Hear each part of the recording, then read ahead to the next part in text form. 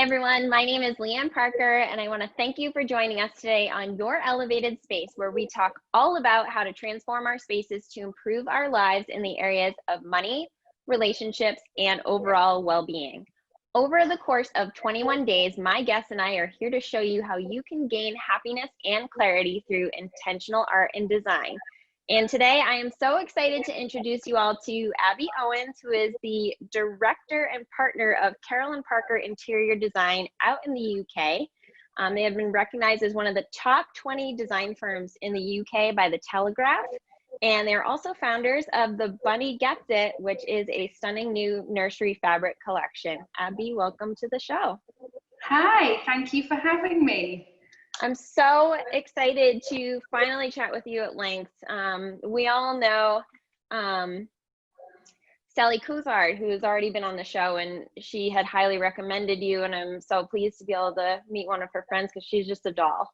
Well, I can't wait to see Sal's interview because we've not been able to see each other in person, so it would be lovely to see her face. That would be great. Yeah. So today we're here to talk all about luxury and how we can add an element of luxury to our space. And so I wanted to start off, though, if we could backtrack a little bit. Can you tell us the story of how you got into interior design in the first place? Well, it was quite a long time ago. It's been a while. I think my mum actually started the company when I was probably about 8 years old. And really very much from scratch. She kind of doing friends' curtains and just very slowly. She was kind of one of the first designers. You know, back then there were only a few interior designers, unlike now when everyone is an interior designer. And because she had an office from home, it was so accessible to me. So I would go into her office after school, play in the sample cupboard. I got to see the reps coming in with the fabric books and just be part of what she was doing. And then I went through a rebellious phase at school and was like, I don't want anything to do with my family and I'm just going to go and do my own thing. And then as I got into sixth form and I'd done my A-levels, I actually realised what I really wanted to do was do interiors and, you know, stop trying to be cool and just do what you actually want to do. And I decided that I didn't want to go to university. I just wanted to get on with it as quickly as possible. So I did a foundation degree. And then I started working for Mum when I was 19. And it was very much a kind of, it was a risk really, I guess, because I was giving up all the fun at university while my friends were just having a blast. And I'd chosen to work with Mum, and we had to really make sure that our relationship as a working relationship would be right and that the chemistry would be there. Because so many people go into business with their family and actually the dynamic's horrible and it's just a disaster.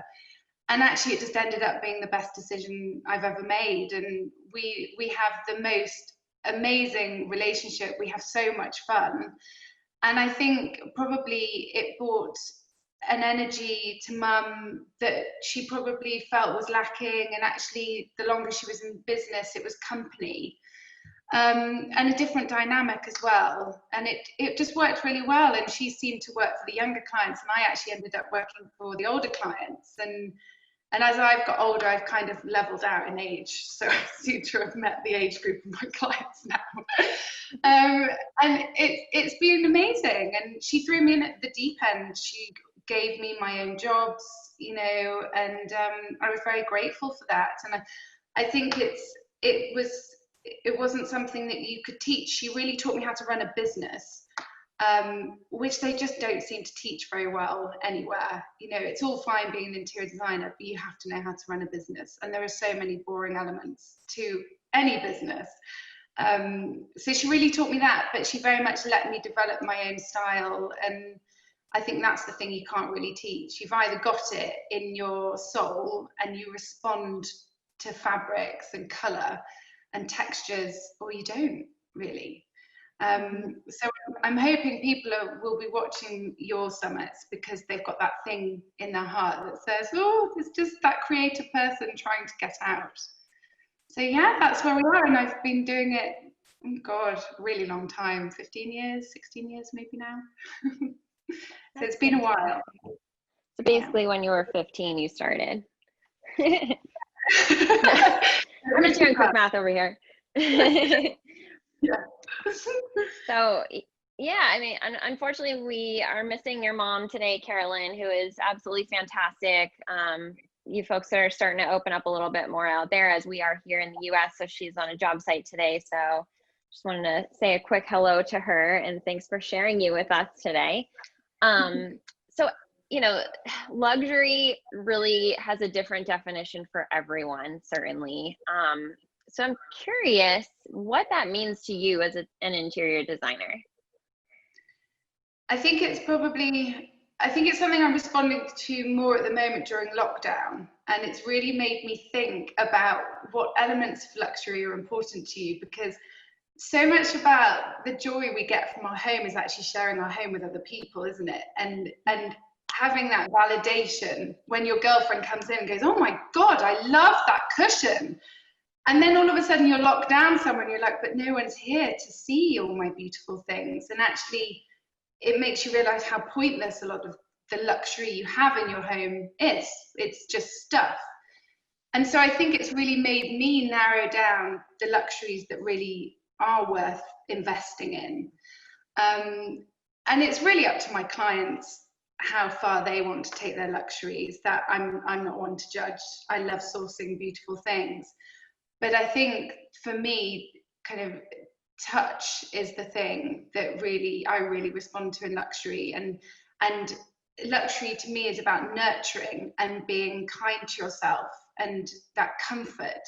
So I was thinking about how I go through my day, and it's all the things that I can experience physically that make my home feel luxurious. And to lots of people, they might think, well, her home's not very luxurious, but when I get out the shower and I put a big fluffy white towel around me and my feet land on a big squashy bath mat, that to me is luxury. And I have mountains of cushions on my bed, which my husband thinks is ridiculous because they literally get thrown on the floor and then put back on again. But it's that my bed says to me, just come and jump on this bed. It's that feeling of generosity and being embraced by things. And I think the touch, things that I can touch and feel that make me feel embraced and warm, I love that. And then the smells as well, and the smells of things that take me back to places definitely before lockdown. So, and also the garden, you know, for people that are shielding and can't even leave the house, you know, to have fresh flowers in the home or a scented candle, and you think, God, that smell reminds me of that gorgeous restaurant we went to, or the hotel foyer we went to on our honeymoon. And it's all the little things now that I think we're beginning to value, which is great. You know, we're taking the time to really think, is that really important to me? Do I have an emotional response to that thing in my house? And if I don't, then don't bother. Just don't get it. I think that's such a great point. I spent some time looking for someone who could speak to the fact that, you know, I'm sure your clients are the same way as mine, where a lot of people have their favorite places that they like to go to on vacation. And it really is so important to not only wait until you have that week or two to go there, your favorite place, to actually try to recreate that experience in your home where you are day to day. And I definitely think it's all about, you know, the experience and including all of your senses in that. So that's such a great point. Let's step back for a second. So let's say we are looking at perhaps a new build situation or a renovation situation, because some people who are viewing right now may be looking to embark on a renovation soon. What are some of the key design features or elements that you recommend when you're kind of starting fresh there? Yeah, well, I about 5 years ago actually ended up building my own home and converting buildings. So I feel like this is quite. I'm thinking of a more humane perspective. You know, you're on a budget. We were on our second baby. We just got married. We were feeling the pinch, and we had to really think about the things that were important to that build. Obviously, the build, never cheap out on a build. Put the money in there, like it's all about the foundations. But coming on from there, I think there were several things that I just didn't want to skip out on. I think lighting is really important. One of the things we thought about were actually the different levels of lighting. If you can get those lower levels and get the lighting to work for you, and you don't need some crazy Lutron system. You can just have a light switch and dimmers. Dimmers are really important. And also a 5 amp, I don't know if you call it the same out there, but a 5 amp circuit where you turn on, it's connected to your lamps, so your side lamps come on and off at the light switch. So that's another really great circuit to have. So I'd always have down lights, a 5 amp circuit, and I'd also, in a lot of rooms, have a pendant, because it's such a great opportunity to have a bit of a wow factor. It can really anchor the room, and it's just an opportunity to bring a bit of glamour into your house. And you tend to find with the cheaper fittings, if they're a bit garish, that's a really great way to have a dimmer, because you can just knock it back a bit, and actually everything and everyone looks better on a dimmer. So I would do that. And another thing I hate is the positioning and the colour of downlights. So if you're having them, don't pepper the ceiling with them. No one wants to see like an airport landing strip. That looks horrendous. I'd always try and get a colour to match the ceilings. So don't have chrome fittings. Try and get the white ones.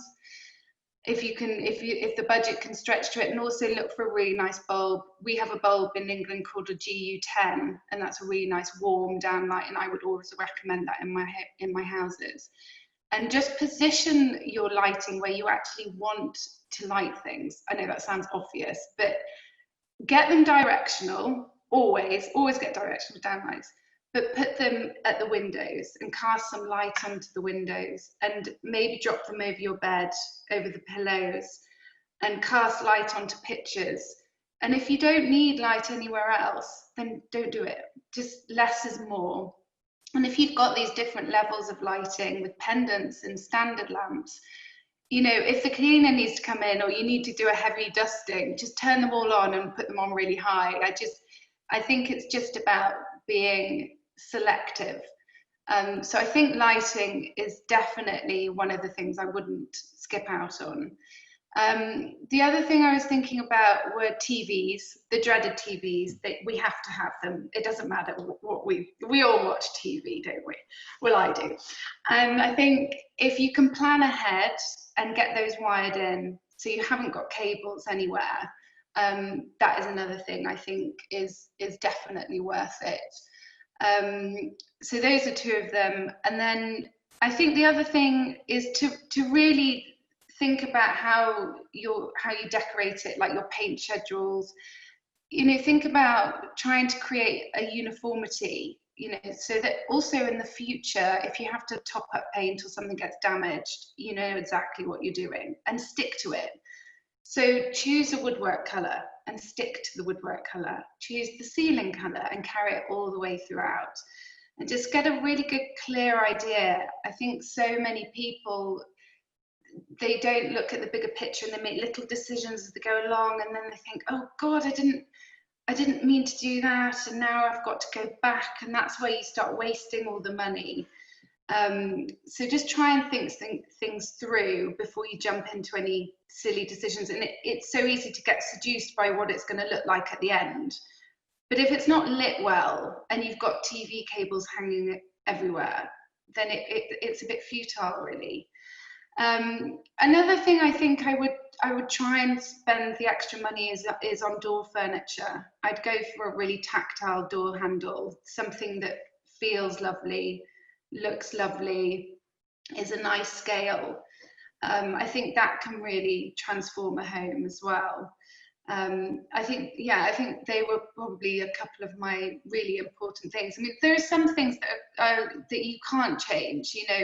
There are things like ceiling heights, or there'll be limitations in every home, and I think you've just got to work as well as you possibly can with what you've got.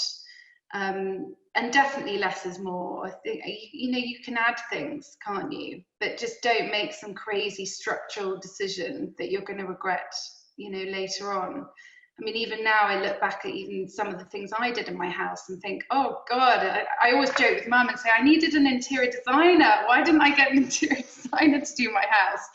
But you know, your life changes and I live in my house differently now to when we built it, because now I've got 3 boys. When we first moved in, I had one tiny little baby and life seemed blissful. And now it's like a zoo. So, you know, there's so many things that change throughout your life, but if you get the foundations right and you put the right wiring in and the things that you really don't want to go back and do later, I think it's get the boring stuff right first would definitely be my tip.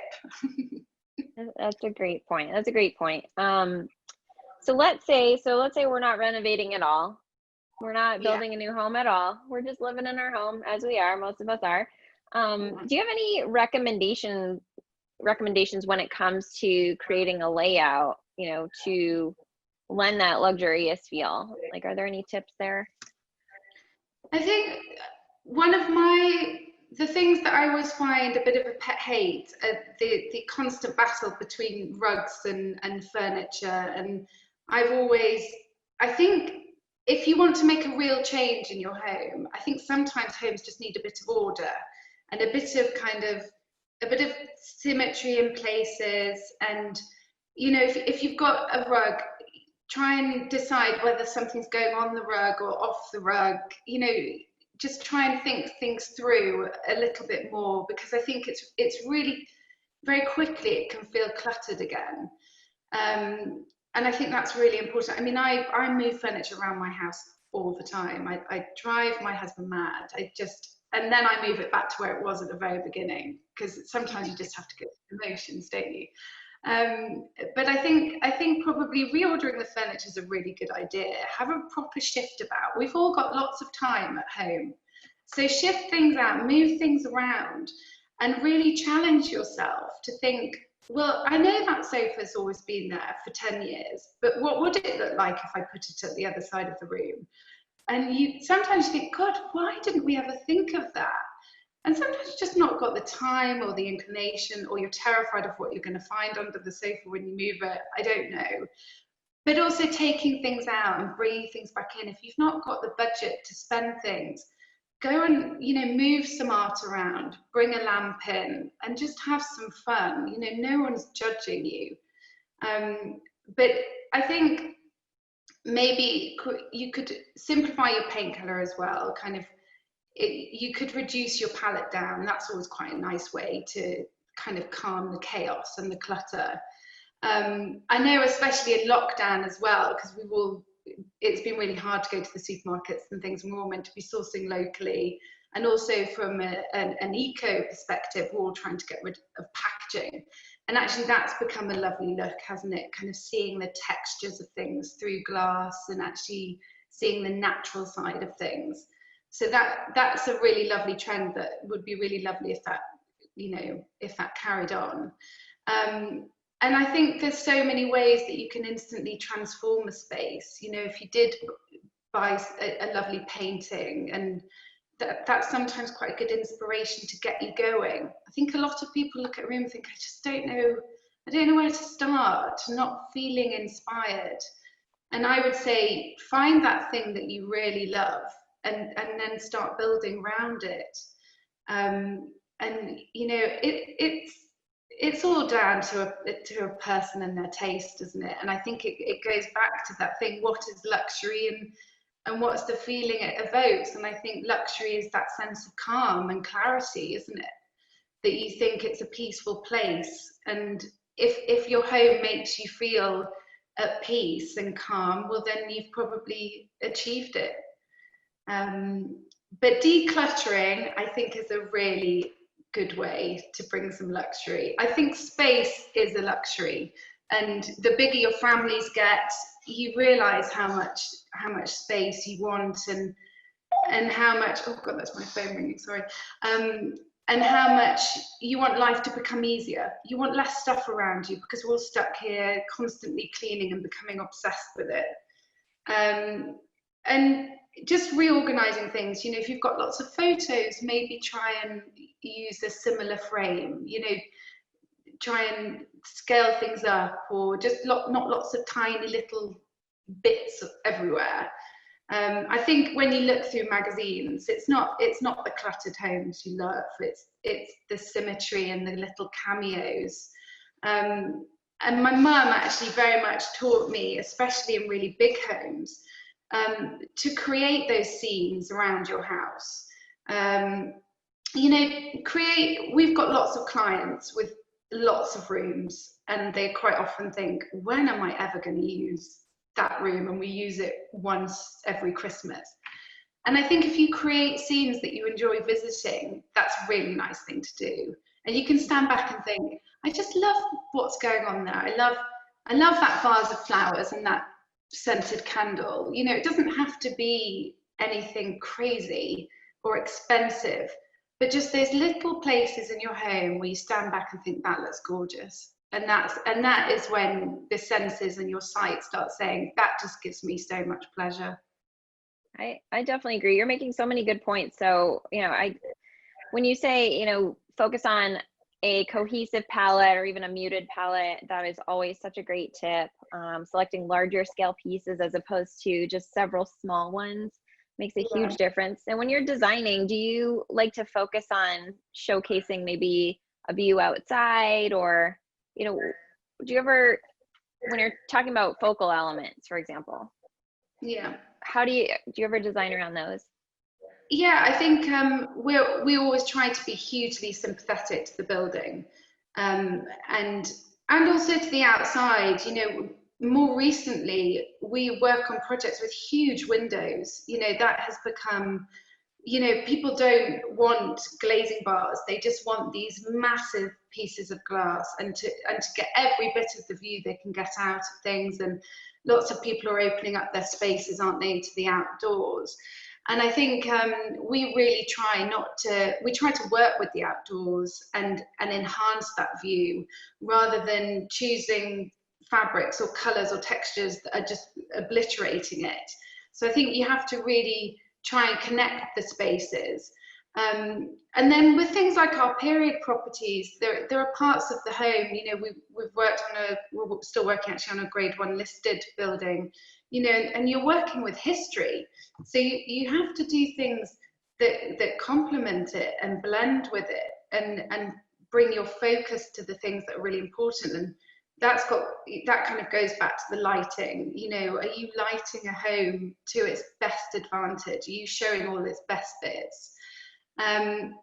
But I think rooms without focal points are odd. There's no doubt that a room often feels strange because you don't know where to sit, and you don't know what you're drawn to. So I'd always say, you know, try and create something that feels that, like in living spaces, kind of mimics that fireplace thing. Create something that you can congregate around. You know, and even if it's just a beautiful sideboard and a big bowl of, you know, a lovely flower display and a mirror, just have something that anchors you to the space. And I think that's why pendant lights are so good, actually, because, you know, when they're dropped low, they're asking you to come round it and sit round me or eat round me. So there are lots of ways, but I think if anyone's thinking, why isn't this room working for me? It's one of the reasons is probably because there isn't a focus. That's such a great point. So when it comes to metal finishes or wood tones, are there certain types that you recommend that tend to be more luxurious than others, or do you think it's a matter of how it's implemented? What are your thoughts on that?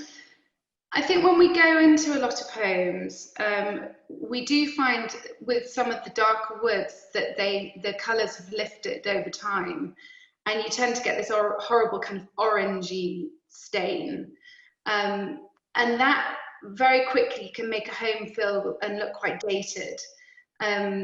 So we're always quite keen to try and either, in situations like that, we'd either be saying, get it back to what it was before and how you intended it to be.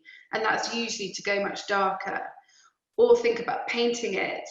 I mean, if you've got the opportunity to put things in at the very beginning, I think a pale wood finish is beautiful. You know, a limed oak that is a really beautiful finish. But also the darker tones as well, you know, these really dark wangy colors, you know, they're so rich. And I think it's the wishy-washy in between tones that don't work in interiors. You've got to do things with conviction, and that's where the luxury comes back in again, that something's been done and it looks rich and high quality because it's been done right, and because you knew exactly what you were going for.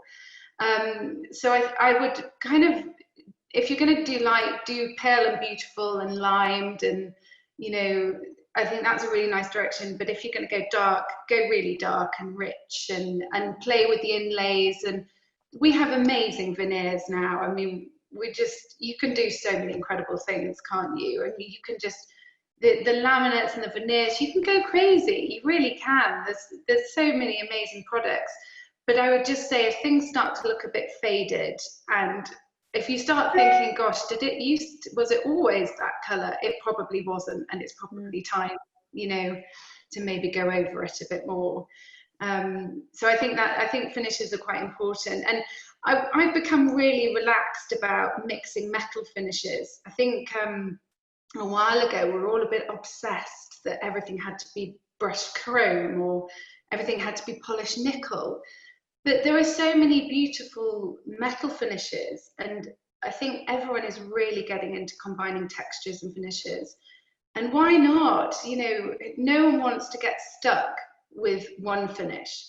And I think that's actually given everyone a bit of freedom, and everyone can relax a bit that the obsession of matching every finish to everything has stopped. So I'm much more relaxed about that, and I think it really helps clients to be more eclectic and feel that they can buy something that they really love, and it doesn't matter because it doesn't match. It just adds to that depth and that warmth and another layer to your home. And I think layers are really important. And if you just take the time, just keep adding, you know, don't just go and buy and buy and buy and buy. Just it's a process, isn't it, really? It truly is.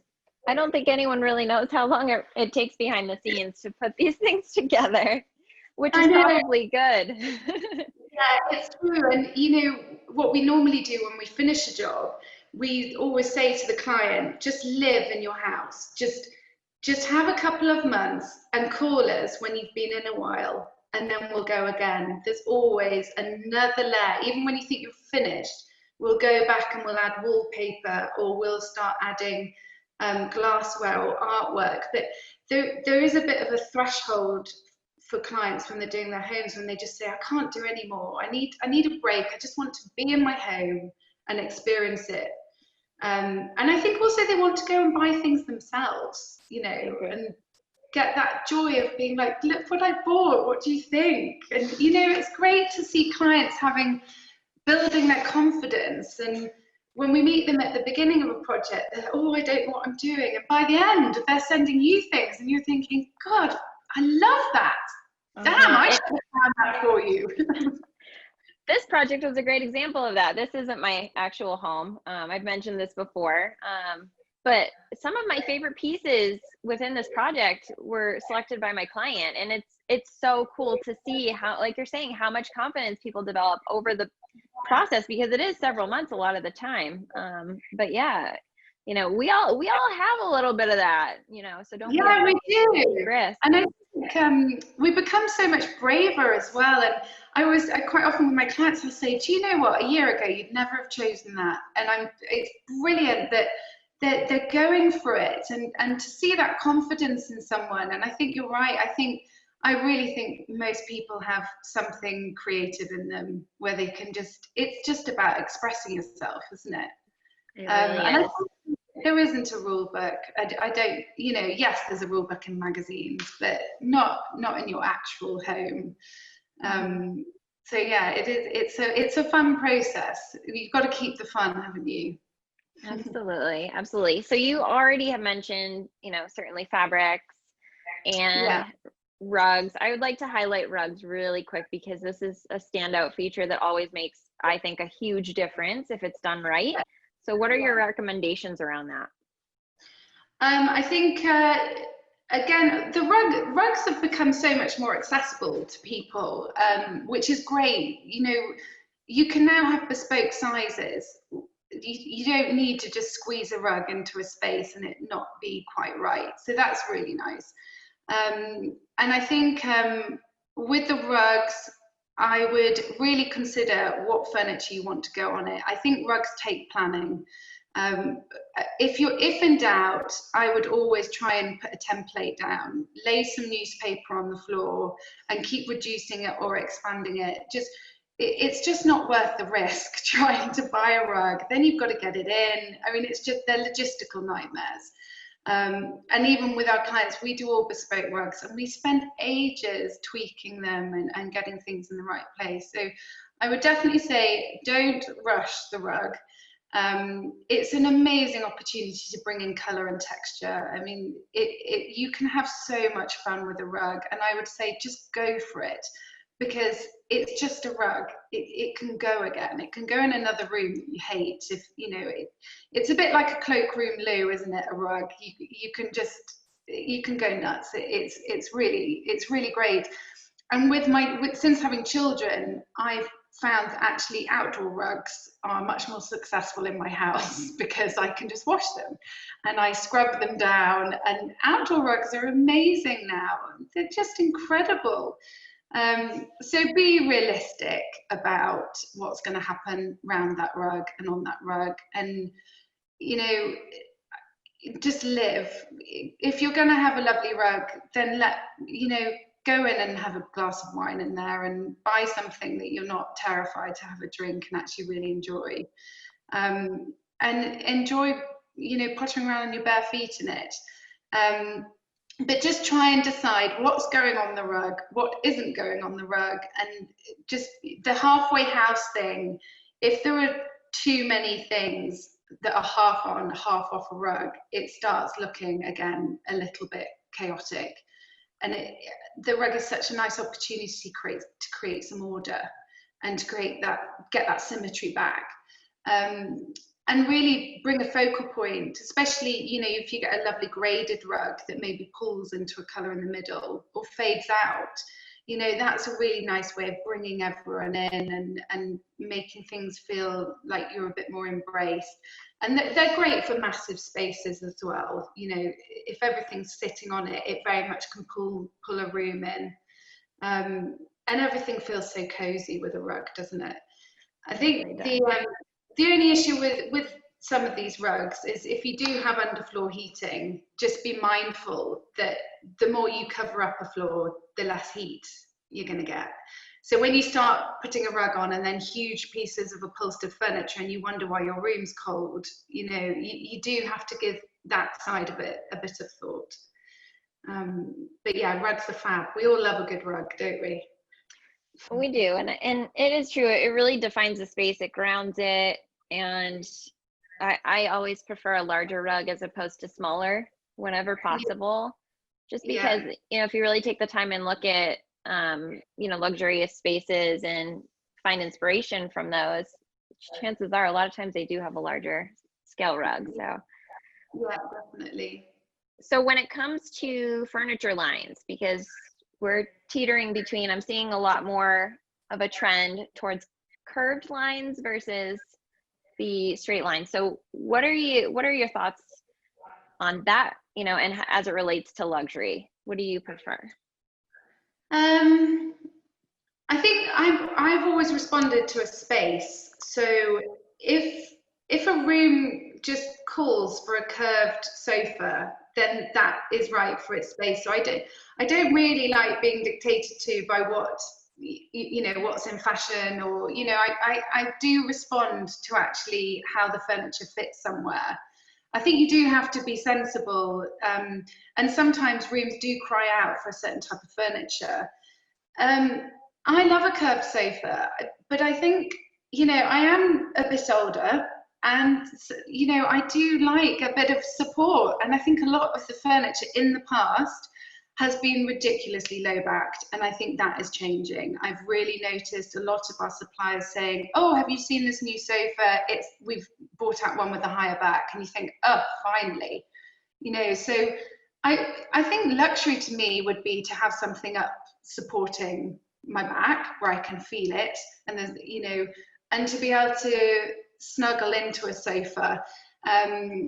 And lots of cushions. I do think cushions always seem really generous, don't they? Big, nice, plump cushions, even if they're a pain. And also with the fillings of sofas, again, you need to be a bit sensible. You might think all feather on sofas is great, but you will be a slave to plumping those cushions. They will weigh a ton. And I would say if you want to kind of evoke that luxury, go for a foam seat, so it's firm and always looks really nice. But then you could maybe go for like a feather wrapped back. So it might take a little bit of plumping, but you still get that lovely soft falling into it feeling.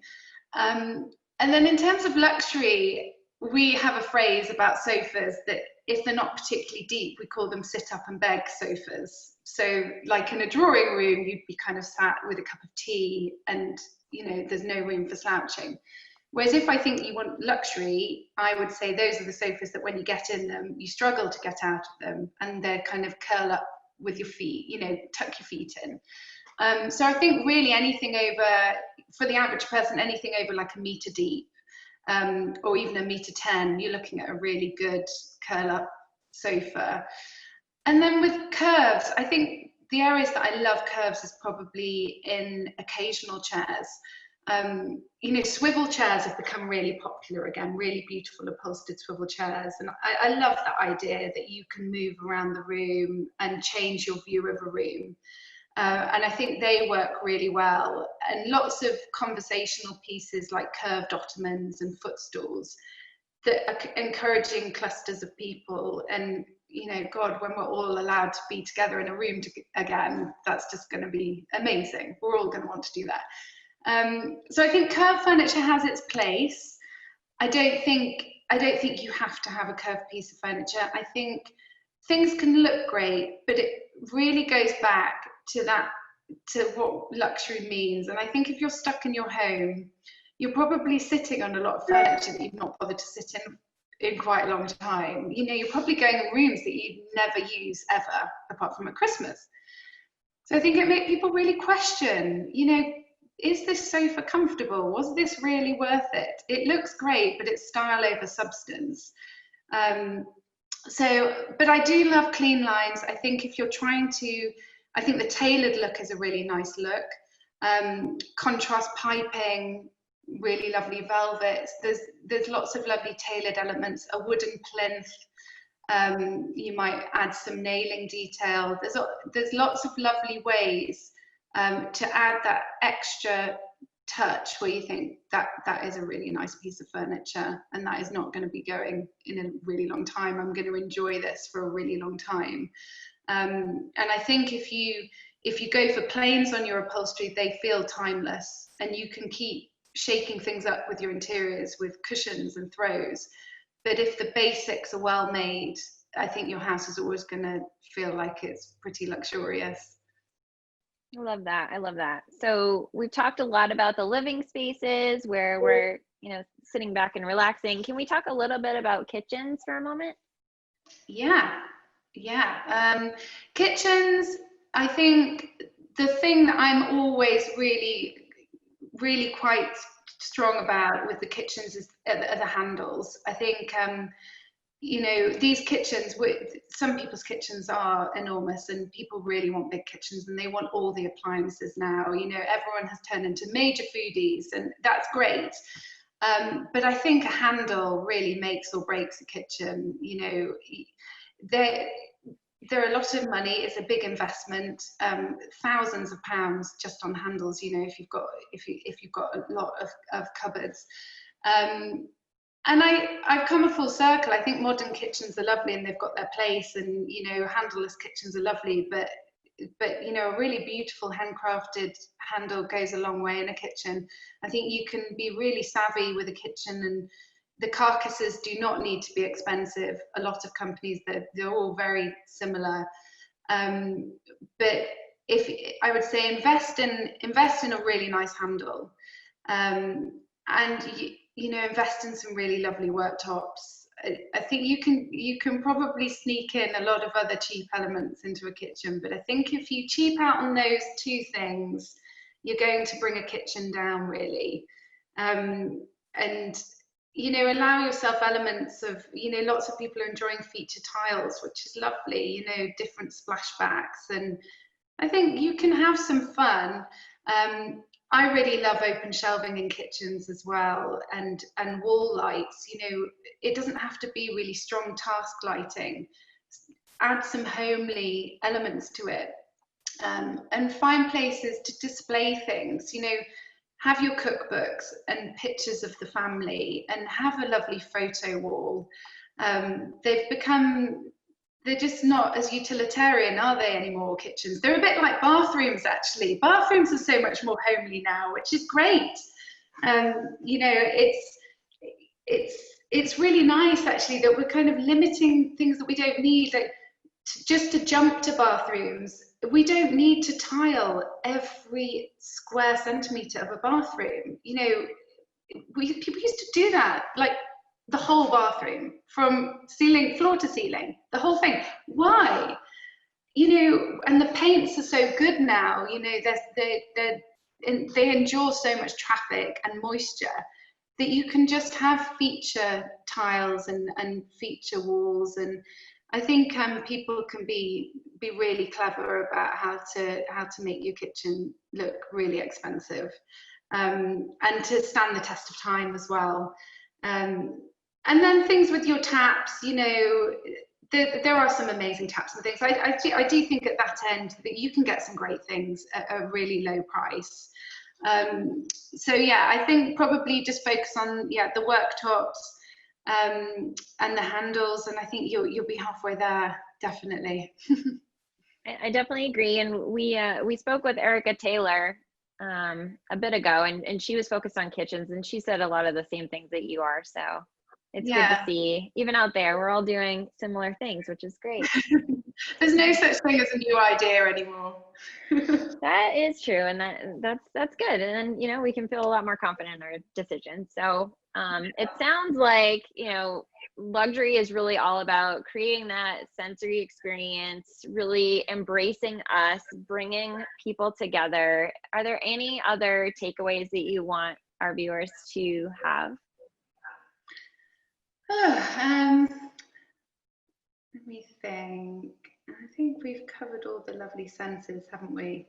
I think we're all probably just looking forward to being able to. I think luxury is so much about being able to let other people experience luxury in your home, and that luxury being for other people, isn't it? That feeling of generosity. And you know, I've got so many lovely girlfriends with beautiful homes, and I love going over and having a cup of coffee with them. And when my girlfriends come to me, I love sitting with my girlfriends and watching them drink a lovely glass of wine out of a beautiful glass and thinking, you deserve this. Please come and sit down and let me look after you. And I think part of the pleasure of luxury is sharing it with other people, actually. And I think seeing people has become the ultimate luxury, that we just never thought that would be, you know, an ultimate luxury, but it really is. And, you know, bring on the days when we get to give our girlfriends a huge glass of wine and make her say nice things about your new cushions. So, and I think we're all desperate to look at other people's houses and see what everyone's been up to, the good decisions and the bad. I mean, that's the other thing. You know, I kept saying to Mum, oh, I'm gonna paint my kitchen island. You know, as soon as lockdown happened, I was like, I'm gonna paint my kitchen island. And she kept saying to me, you know, one day lockdown's gonna be over and you're going to have to live with that island. You know, when you've emerged from this frenzy.